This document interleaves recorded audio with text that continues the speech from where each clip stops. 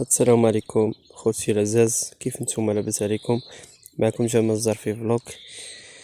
نتمنى من الله تقراو هذا الفيديو ولا عجبكم. ما تنساوش ديروا لنا شي ابوني وديروا الاشتراك وفعلوا الجرس يوصلكم الجديد ان شاء الله. السلام عليكم خوتي.